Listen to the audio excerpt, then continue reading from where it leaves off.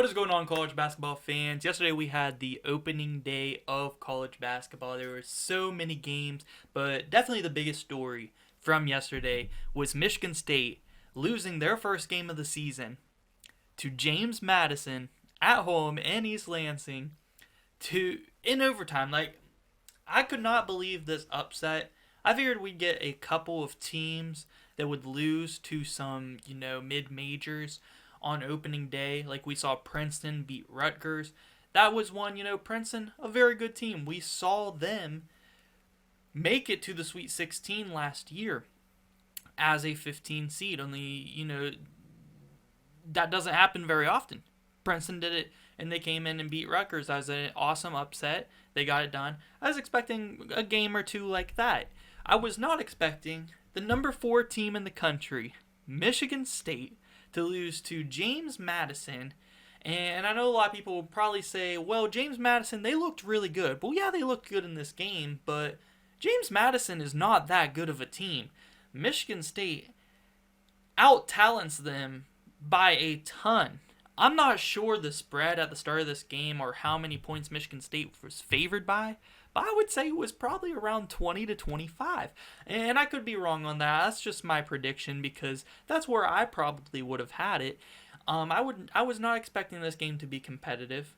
If anything, if it was somewhat close, I would expect Michigan State to pull away and win by at least 10 in the end. But for the number 4 team in the country, coached by a legendary coach in Ncaa, I believe is the second best active coach in college basketball right now, just behind Bill Self.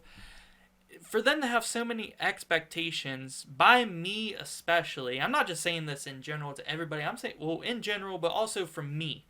If you go back and watch a YouTube video I put out around May-ish, I had a way too early bracketology, that I had Michigan State, I think, making the Final Four and maybe even the national championship game. Had them going really far because they looked good last year. They're returning a lot of guys, and most importantly, they are returning their starting backcourt that has a ton of experience in A.J. Hoggard and Tyson Walker. And they're also returning Malik Hall, and they're bringing in a 5-star recruit in Xavier Booker. So their team is looking pretty stacked, and those are the things you kind of look for in a team that quite possibly could be national championship contenders. And that's the thing. You look for teams that are bringing back their guards. You want good elite guard play that can create their own bucket and can create buckets for their teammates and move the ball around. And not only do you look for that veteran presence, but you look for a team that is going to have some 5-star talent coming in alongside with that, or at least some good freshmen to come off the bench. And Xavier Booker is expected to be one of the best freshmen coming into this college basketball season. And then you combine that with a legendary coach, like I said, I think is the second best active coach in college basketball right now. One of the best college basketball coaches in history, in Tom Izzo, and you have yourself at least a Final Four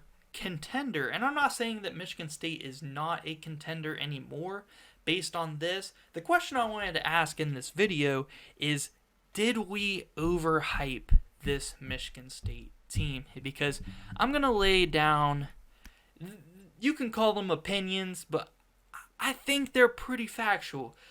Michigan State went 1 for 20 from the 3-point line against James Madison. And you could say, okay, they just had an off shooting night. They still only lost by 3 points in overtime. But I don't know if this Michigan State team is going to be a very good 3-point shooting team all season. I mean, you have guys like Malik Hall, 0 for 4 yesterday shooting behind the arc. I mean, he only scored 4 points total.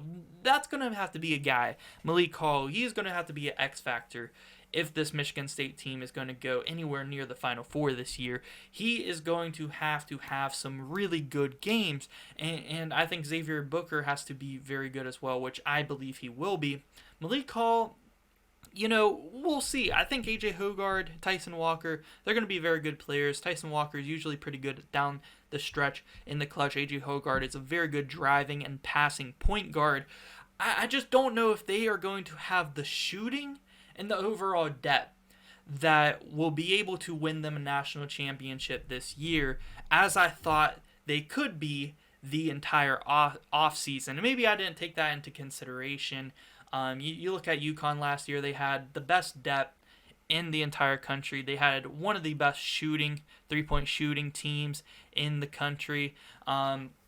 So you look at things like that. I'm not sure if Michigan State quite has it, but I just wanted to put that out there. Did I overhype Michigan State all off season long?